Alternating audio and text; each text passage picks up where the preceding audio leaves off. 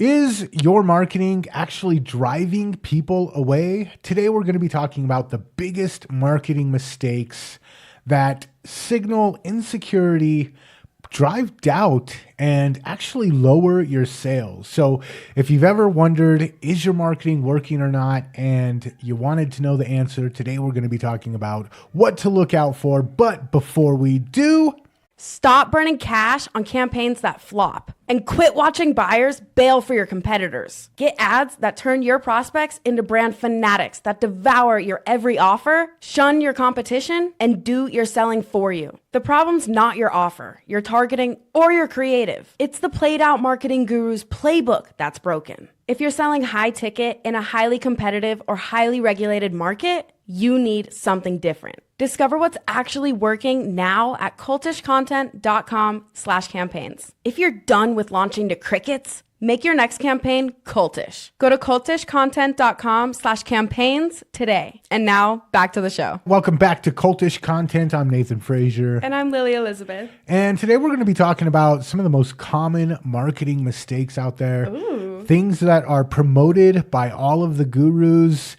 but actually end up pushing prospects away. Oof. These things sound like good advice on the surface, but when we get into them, you're going to realize why what looks like good advice is actually harming your business. Ready to jump into it? Let's do it. All right, let's start with number one, the discount death spiral. Black Friday is coming up. Everybody's going to put their stuff on sale. Yeah. And common knowledge is offer a discount, give a sale, and it'll drive sales. Man, that just makes me think I'm going to attract penny pinchers, people who want to pay the lowest price possible for the max amount of effort. They're going to be very demanding, super needy, ask me for a lot, and only want to give a little. Yeah, that's one side effect Yeah. of, especially if you constantly offer discounts. The biggest problem with constantly, maybe once a year have a big sale. Yeah, okay. If you're constantly having 30% off, every time somebody goes to your website, they see 30% off this week only. But I saw the same thing last week and the week before. Totally. No, number one, it's going to automatically devalue you. I'm going to look at that and I'm going to say, it's been 30% off this week only for 5 months. I don't trust that. Yeah, it must only actually be worth 60, 70% of what they're asking for. Yeah, why would I pay full price? I know it's going to be on discount. And that's the other thing. If you're even if you don't always have 30% off. Yeah. If this week only, Black Friday, 30% off. This week only, Cyber Monday, 30% off. This week only, pre-Christmas sale, 30% off. If I know it's always going to be on sale, or I just got to wait a week and it's going to drop down 30% again, you've trained me to just wait for it to go back on sale again. Exactly. You've literally trained your audience not to buy from you. Exactly. Or not to pay full price. Yeah, not to pay full price or want to pay full price. Yep. And there's a couple of, I'm guilty of this myself, Adobe. Okay. We use Adobe, the full suite. Yeah. I know that there's a certain time of year that it goes on sale. Yep. And I will wait until that time of year to buy my annual subscription, and then I lock that subscription in. So even me, who's preaching against it, I still take advantage of it. But Adobe loses money. They take a lot of money from me too. But Adobe doesn't take as much money as they could, because I know, hey, if I wait until this date, I'll be able to get the annual package for less than what I'd normally pay. Yeah, I know eventually there will be a sale, so I'll wait. Exactly. No need to purchase now. No need to act now. So what to do instead of constantly running discounts, or instead of having predictable discounts. Like I said, every Black Friday, we know it's going to be this. Every Christmas in July, we know it's going to be this. Instead of having predictable discounts, just don't be afraid to charge 100%. 95% of the time. Drive that perceived value up. Exactly. If you're constantly having 30% off discounts, you're constantly telling me, oh, lowered perceived value. But if only once in a while I see that, oh my gosh, it's 30% off, I have to buy it.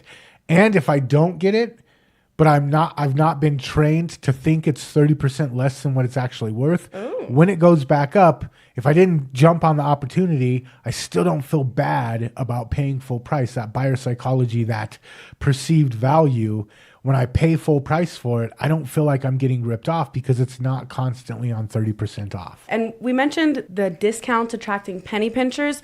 Those aren't the kind of people we want to work with. We want to work with people who value quality over price and are willing to pay us what we're worth. Exactly. So don't fall for the discount death spiral. It will be the death of your business. You'll attract people who only want to pay 70% and it'll be a nightmare. So don't do constant discounts. Don't do predictable discounts. Stick to discounting on very rare occasions. Keep them on their toes. There you go. All right. Mistake number 2, the over-explainer. I see a lot of people do this with their sales copy where they want to list all the benefits. They want to list all the features. They want to give every single persuasive justification. I've got to hit them with FOMO. I've got to hit them with what makes this unique mechanism. I've got to throw every single tool in the tool belt at them because if not, I have to explain the value because they're not going to get it. And it makes sense logically, but what does it signal to the person reading? It almost feels like I'm going to catch you in a lie. Like I've caught you red-handed. You're trying to justify yourself. You're over-explaining. Yep. All of a sudden you're rambling to me, trying to justify what you're saying. It doesn't feel so good. It looks kind of guilty. You catch your kid in the cookie jar. Ooh. They got chocolate chip crumbles all over their face. Busted. You're like, no, what happened was, see, Tommy came over and, well, he was climbing on the thing and then the cookie jar got knocked over. So guilty. And I didn't want to eat the cookies, but Tommy was like, he ate a cookie and then he was worried that he was going to get in trouble. So I smeared cookies all over my face, but I didn't really eat them. I just smeared, like, okay, you're over explaining. Yeah. Obviously, you're not very secure in what you're trying to say. Yep. Same thing bleeds through in your marketing. If you over explain in your marketing, what you're doing is you're signaling that you don't have confidence in your offer. Yeah, calm, collective, confident. That's the tone that I want.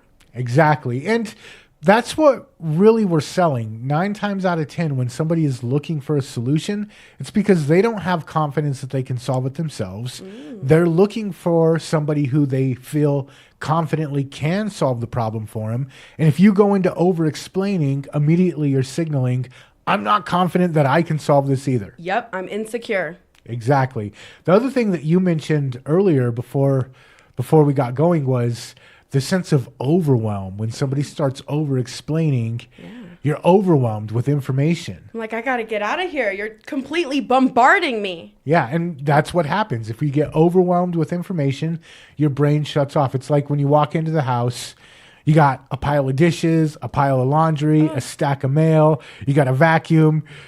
It just keeps going. I'm going to just chill and watch some Netflix for a little bit. Yeah, let me decompress. Yeah, I'm going to turn my brain off. I'm not going to read this sales message. I'm not going to watch this marketing video. You've overwhelmed me. You've lost me. Yeah, I want relevance over rambling. Don't lose me to a whole textbook page. I'm not in school anymore. I don't want to read a textbook. Yes. So what you want to do instead is say it once, say it clearly, state it like it's fact, and then let it rest there. Instead of going on and on and on, just say it once and let it rest there. Okay, let's move on to mistake number 3 that people make in their marketing. And I call this the people pleaser. Ooh. And this is, I think the reason why people do this is because entrepreneurs, marketers, we tend to be people who get a lot of our self-worth from pleasing people. Right. We want to have a solution that makes people happy. It's what drives us. It's why we started our business. It's why we got into marketing in the first place. We want to connect people with good solutions. So naturally, a lot of entrepreneurs are people pleasers. But when it comes to marketing, when it comes to people pleasing in your marketing, sometimes that turns into, I can't offend anybody. Ooh. I've got to make this message as broad as possible. I've got to make it as appealing to as many people as possible. And why does that not work? If you're trying to get as many views as remotely possible, then that might work for you. But if you actually want to make money and convert your ideal audience, people who are actually going to support your business, you got to narrow down your message. You got to talk directly to your ideal buyers. Exactly. So if you're selling something to the masses, like McDonald's, Right. you probably are going to be okay if you go with people pleasing, if you try to please as many people as possible. I call it the Burger King's Kids Club, where they have a racially ambiguous Asian person, they have a safe-looking white guy, they have a black girl, they have somebody in a wheelchair, everybody from... We want to make this message appealing to everybody. If you sell to mass market, that's okay. But if you're selling to a specific niche, it's okay to exclude people. If you're selling basketball shoes, it's okay not to have a white guy in your commercial. I'm totally down to exclude people. I don't want to waste my time, money, or energy on people who aren't going to stand behind my brand. Exactly. And that's what it comes down to also is if I feel a special connection with your brand, right. I feel like your message, your service, your product, your offer is directed specifically at me.